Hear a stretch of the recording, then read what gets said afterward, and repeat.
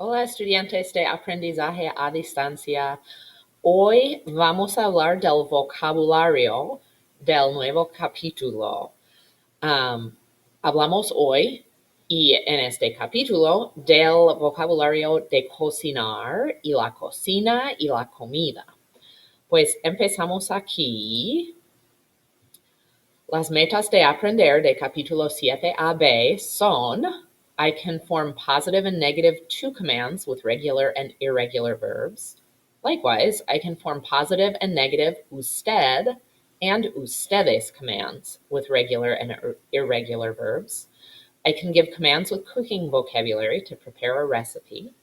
I can identify cooking utensils and kitchen vocabulary used in making food and tell what they're used for. I can explain and demonstrate the simple process step by step. I can use the impersonal se correctly in context. And finally, I can identify who Pablo Neruda is, where he's from, and his poetry. Han visto este vocabulario es un repaso de Español 1 y Español 2. ¿Saben ustedes todas las palabras?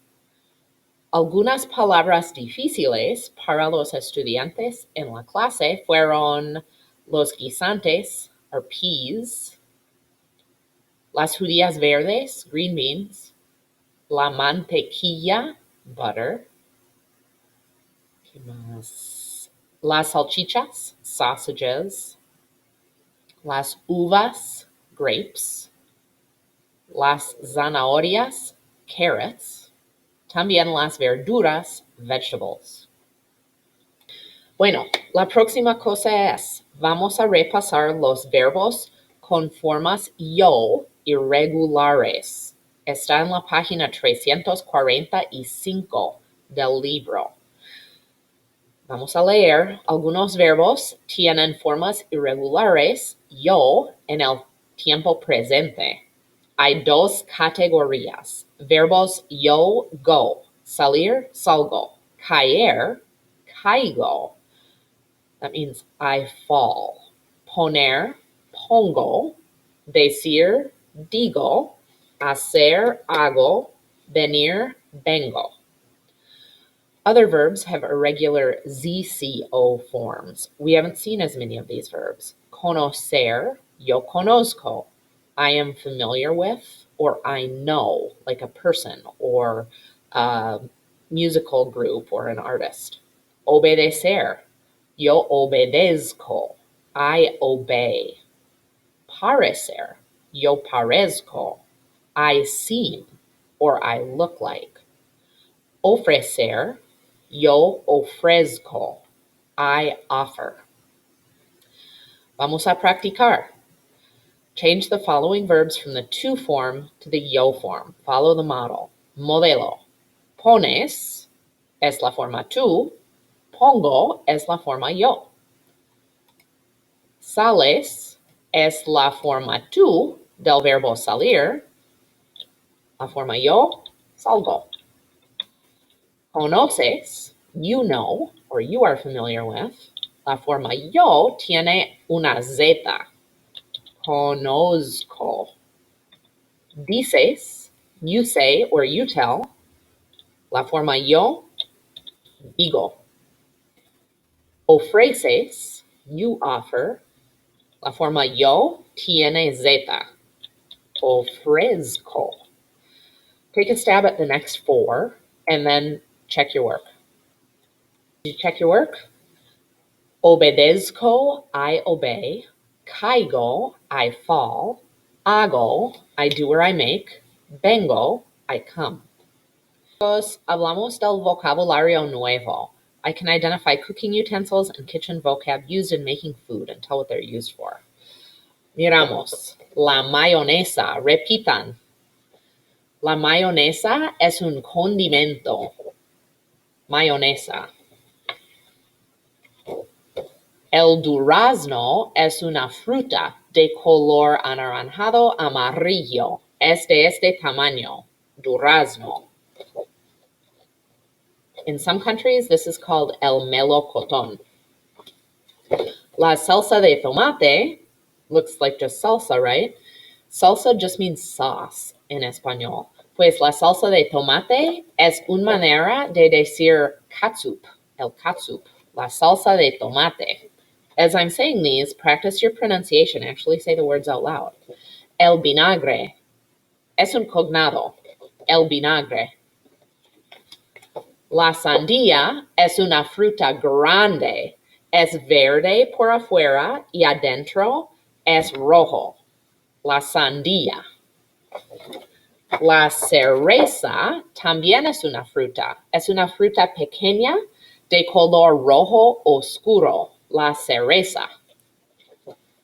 La chuleta de cerdo es una carne. Cerdo. La chuleta de cerdo, a pork chop. La chuleta de cerdo. El melón es una fruta, es un cognado fácil, el melón. El aceite se usa mucho con el vinagre en la ensalada. El aceite, el aceite. El ajo tiene un olor muy fuerte y se come mucho en la comida italiana. El ajo. El caldo es un ingrediente necesario en la sopa. No puedes tener sopa sin el caldo. El caldo. El aguacate es una verdura, pero es posible que es una fruta, no sé. Es de color café o verde por afuera y adentro es verde y hay una semilla grande al centro, el aguacate. Los mariscos son una carne. Son un tipo de carne que nada en el océano. Por ejemplo, langosta, camarones, etc. Los mariscos. Sometimes this includes fish as well, but other people translate los mariscos just as shellfish, like fish that have a shell. La mostaza es un condimento, es amarillo y se come frecuentemente en las hamburguesas y los perritos calientes. La mostaza. La piña es una fruta.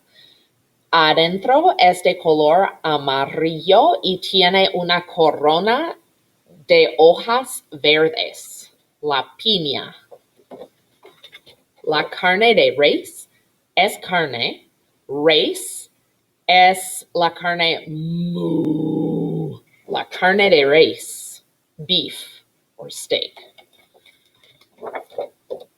El camarón, los camarones, son un tipo de marisco. Son pequeños y son rosados y son en la forma de un C, una C. Los camarones. El pavo es una carne y es un animal. Es un pájaro y hace el pavo. Los frijoles son una fuente de proteína, pero no son la carne. Frecuentemente en Latinoamérica se come con arroz. Los frijoles. Ojo. Frijoles are beans that you could dry and buy in a bag at the supermarket. But judías verdes are what we'd call green beans, the kind of bean that you eat whole. La harina es un ingrediente necesario para hacer el pan, las galletas y los pasteles. La harina normalmente es blanco y es un polvo. La harina. La salsa, obvio no, pero la salsa en español se dice sauce. Puede ser algún tipo de salsa, whatever kind of sauce. La salsa ranch, la salsa hollandaise, por ejemplo. La salsa Worcestershire. El maíz es una verdura, es amarillo y se come frecuentemente en julio y agosto aquí en Minnesota, supongo. Y finalmente, la paella es un plato muy típico de España. Vamos a hablar de la paella valenciana mucho durante capítulo 7. Es un plato con arroz y mariscos y azafrán, que es una especia. Paella. There's no translation to English for this, just like tacos are tacos. But this is a really traditional food in Spain. Es delicioso. La paella. Are you practicing your pronunciation? Hay más. Vamos a hablar de kitchen vocabulary. La estufa es la parte de la cocina en que haces los panqueques, por ejemplo. La estufa está por encima. Cuidado. This part down here is the oven. On top is the stove. In different countries, they call the stove different things. En España, frecuentemente, es la cocina. They call this la cocina, and when we think of cocina, we learn that means kitchen, right? But the stovetop is a pretty essential part of a kitchen. La estufa. La olla es una cosa en que puedes cocinar algo. Una olla, a pot, una olla. El fregadero es el lugar en la cocina donde te lavas las manos. El fregadero. Fun fact. En español hay un verbo fregar. Significa to scrub. Fregar, fregadero. Kind of makes sense that the word for to scrub and sink are related to each other. La cucharada es un utensilio para medir. Ustedes saben cuchara, tenedor, cuchillo, cucharada, tablespoon, cucharada. La sartén. La sartén es una cosa necesaria para cocinar los omeletes o los huevos, por favor. La sartén. A frying pan or a pan. Ojo. La pronunciación. La sartén. Do you hear that stressed syllable? Sartén. If you say la sartén, it sounds bad. You have to put the stress on the correct syllable, or else it's going to sound bad. El microondas es una cosa que se puede usar para cocinar las comidas muy rápidamente. El microondas. Literalmente, micro, ondas, waves, microwaves. El horno es el lugar en la cocina donde cocinas el pan, las galletas y los pasteles. También puedes cocinar un pavo en el horno. El horno. Ojo, el horno es la parte por adentro, por debajo.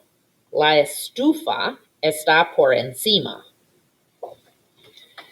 El fuego está muy caliente y es una cosa necesaria para cocinar.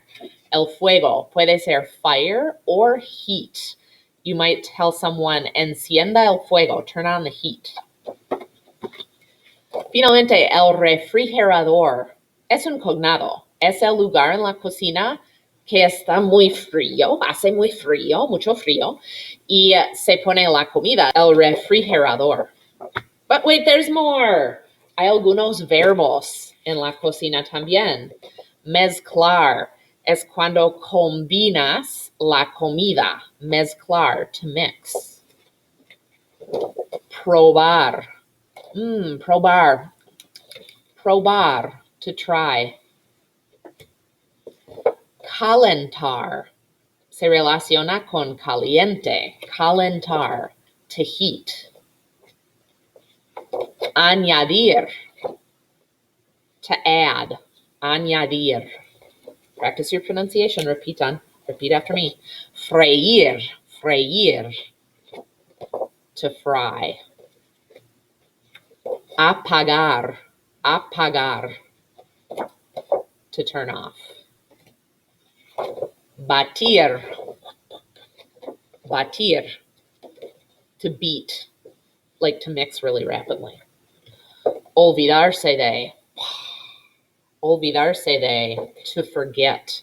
It's a reflexive verb, olvidarse, because you kind of do this to yourself. In English, we say to forget about. In Espanol, olvidarse de, which we know usually means of or from.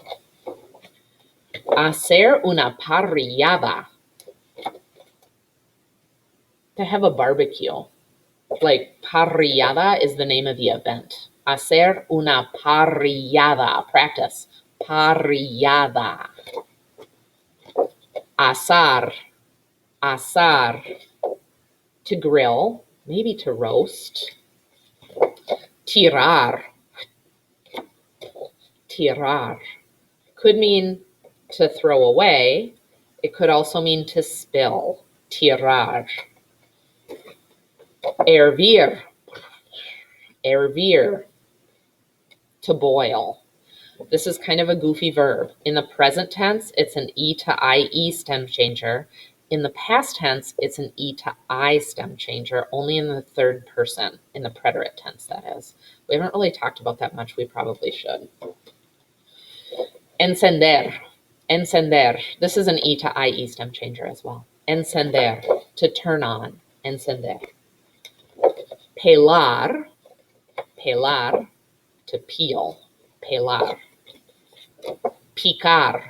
Picar. To chop. Picar. Es todo. Gracias por hacer la pronunciación conmigo. Adiós, chicos.